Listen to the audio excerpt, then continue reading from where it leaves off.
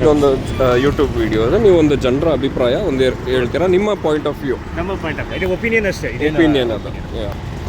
So ಈಗ ಸಿದ್ದರಾಮಯ್ಯ ಅವ್ರು ಬಂದ್ಬಿಟ್ಟು ಸೀಟ್ ಚೇಂಜಸ್ ಅಂತ ಹೇಳ್ತಾವ್ರೆ, ಅದ್ರ ಬಗ್ಗೆ ನಿಮ್ಮ ಒಂದು ಅಭಿಪ್ರಾಯ? ನಮ್ಮ ಅಭಿಪ್ರಾಯ ಏನಂತಂದರೆ, ಈಗ ಆಗಲಿಲ್ಲ ಅಂತಂದ್ರೆ ಮುಂದಿನ ಎಲೆಕ್ಷನ್ನಲ್ಲಿ ಕಾಂಗ್ರೆಸ್ ಬಂತಂದರೆ ಖಂಡಿತವಾಗ್ಲೂ ಡಿ ಕೆ ಶಿವಕುಮಾರ್ ಅವರಿಗೆ ಫುಲ್ ಟರ್ಮ್ ಕೊಡಬೇಕು. ಯಾಕೆಂದರೆ ಹಾಫ್ ಟರ್ಮ್ ಸಾಮಾನ್ಯವಾಗಿ ಅವ್ರಿಗೂ ಕೊಟ್ಟಂಗಿರಲ್ಲ, ಇವ್ರಿಗೂ ತಗೊಂಡಂಗಿರಲ್ಲ. ಹಾಗಾಗಿ ಅದು ಕೊಟ್ಟರೆ ಅವ್ರವ್ರ ಅಡ್ಜಸ್ಟ್ಮೆಂಟ್, ನಾವೇನು ಹೇಳೋಕ್ಕಾಗ.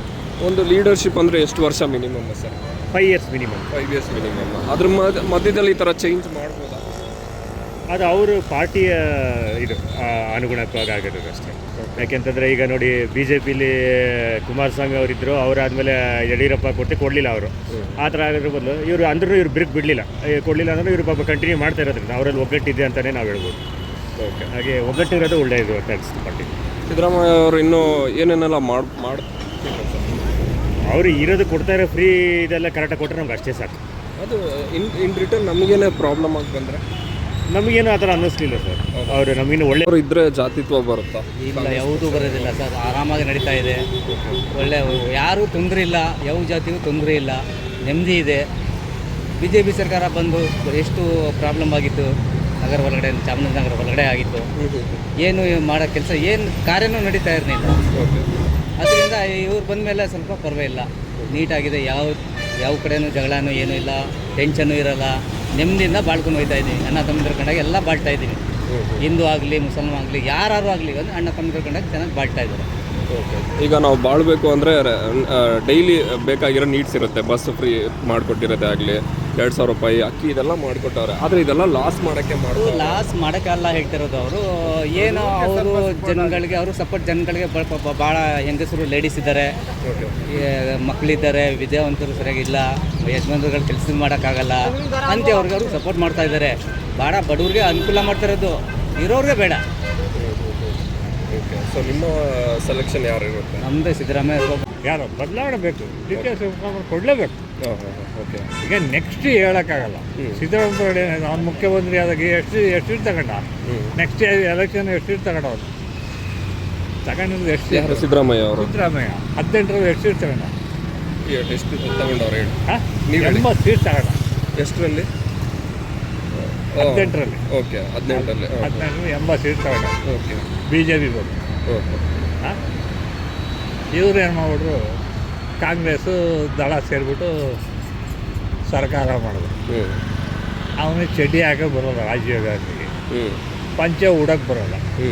ಹೋಗಿ 80 ಸೀಟು ಇವನು, 35 ಸೀಟು ಅವಂತರ ಹೋಗಿ ಭಿಕ್ಷೆ ಕೊಡ್ತಾವೆ. ಯಾಕಪ್ಪ ಬೇಕು? ಕರೆಕ್ಟ್. ಬಿ ಜೆ ಪಿ ಬರಬಾರ್ದು ಅಂತ ಅಲ್ವಾ? ಬರಬಾರ್ದು ಅಂತ. ಹೌದು, ಬಿ ಜೆ ಪಿ ಬರಬಾರ್ದು ಅಂತ ಹೋಗಿ ದೇವೇಗೌಡರು ಭಿಕ್ಷೆ ಕೊಡೋದು. ಅಲ್ಲಿ ಕುಮಾರಸ್ವಾಮಿ ಮುಖ್ಯಮಂತ್ರಿ ಆದ 2ನೇ ಸರಿ ಅಲ್ವಾ? ರಾಜಕೀಯ ಅಂದರೆ ಅವರವ್ರ ಸೀಟಿಗೋಸ್ಕರ ಇದೆ. ಯಾಕೆ ಮಾತನ್ನು ಮಾತು ಬಿಟ್ಕೊಡೋರು ಅಂತ. ಈಗ ನಾನು ಇಷ್ಟು ವರ್ಷ ರಾಜ್ಯ ಬರ್ತೇನೆ, ನಾನೇನು ಮಾಡೋದೇನಿದೆ? ಈಗ ಬಿ ಜೆ ಪಿಯಲ್ಲೂ ಬಂದ್ಬಿಟ್ಟು ತೇಜಸ್ವಿ ಅವರು ಇವರೆಲ್ಲ ಸ್ವಲ್ಪ ಚೆನ್ನಾಗಿ ಆಡಳಿತ ನಡೆಸ್ತಾರಲ್ಲ. ಸಿದ್ದರಾಮಯ್ಯನ ಆಡಳಿತೇನು ಕಂಡಮಿಲ್ಲ, ಯಾರಿಗೂ ಮೋಸ ಮಾಡ್ತಾ ಇಲ್ಲ. ಏನ ಯಾರಿಗೇನು ಪಬ್ಲಿಕ್ ಆಗಲಿ ಇದಕ್ಕಾಗಲಿ ಮೋಸ ಮಾಡ್ತಾ ಇಲ್ಲ. ಏನ ಈಗ ಅವರು ಒಳ ಒಪ್ಪೋದು ಏನು ನಮ್ಗೆ ಗೊತ್ತಾ? ಇವಾಗ ಡಿ ಕೆ ಜಿ ಹಿಡ್ಕೊಂಡವನು, ಆ ಮಾತಿನ ತಕ್ಕ ಬಿಟ್ಕೊಡ್ಬೇಕಾ ಬೇಡ? ಈಗ 7 ವರ್ಷ ಮುಖ್ಯಮಂತ್ರಿ ಆದ್ಮೇಲೆ ಇನ್ನೇನೇ ಬೇಕು? ಅದು ಕರೆಕ್ಟ್. ಸರಿ ಎಲೆಕ್ಷನ್ ನಿಂತ್ಕೊಳ್ಳಲ್ಲ ಅನ್ನೋದು ನಿಂತ್ಕೊಂಡವನು ಸಿದ್ದರಾಮಯ್ಯ. ಈಗ ಬಾಕಿ ಯಾರು ಬರೋ ವರ್ಷ ನಿಂತ್ಕೊಳ್ಳಿ ಅಂತ. ಕರೆಕ್ಟೇ.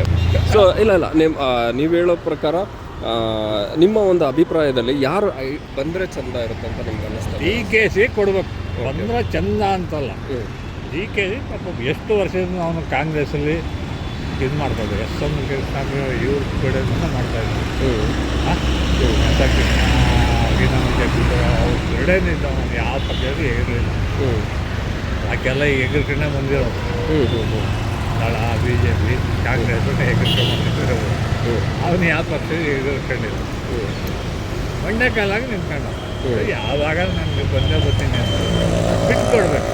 ನೆಕ್ಸ್ಟ್ ಅದು ನೆಕ್ಸ್ಟೇ ಯಾವುದೋ ನೆಕ್ಸ್ಟ್ ಎಲೆಕ್ಷನ್ ಬರಲಿ ಹೋಗಲಿ, ಯಾಕಂದರೆ ಇವ್ರು ಬಂದಿರೋದು ಗ್ಯಾರಂಟಿಯಿಂದ.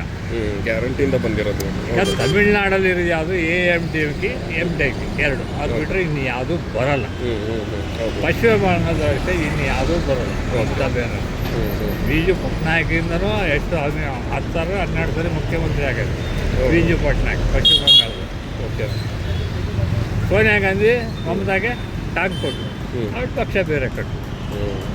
ಆಂಧ್ರದಲ್ಲಿ ಹಂಗೆ ಆಗೈತೆ. ಎಲ್ಲಿ ಆಂಧ್ರದಲ್ಲೂ ರೆಡ್ಡಿ ಅವ್ರಿಗೂ ಹಂಗೇನ ಮಾಡೋದು ಸೋನಿಯಾ ಗಾಂಧಿ. ಇವ್ರಿಗೆಲ್ಲ ರಾಜಕೀಯ ಗೊತ್ತಿದೆ ಹಾಂ. ಇಲ್ಲ ಆಂಧ್ರದಲ್ಲಿ ತೆಲುಗು ದೇಶಂ ಕಾಂಗ್ರೆಸ್ ಇರೋದು. ತೆಲುಗು ಒಂದು ಆ ಪಕ್ಷ ಒಂದು 5 ವರ್ಷ ಅವರು ಒಂದು 5 ವರ್ಷ. ಹೌದು. ಹಾಂ. ಇಲ್ಲಿ ಇವಾಗ ದಳ ಇಲ್ಲ, BJP ದಳನೇ ಇಲ್ದಂಗೆ ಆಗೋಯ್ತು. ಹೌದು. ದಳದಲ್ಲಿ ರಾಮಕೃಷ್ಣ ಪಕ್ಷನ ಮುರಿದಾಕ್ಬಿಟ್ಟು ಇವರು JDS ಅಂತ ಬಂದರು. ಯಾವುದೋ ಗೌಡು ಒಕ್ಕಲಿಗರು ಗೌಡ್ರು ಅಂತ. ಯಾಕಪ್ಪ ನಮ್ಮದೊಂದು ಪಕ್ಷ ಇರಬೇಕು ಅಂತ.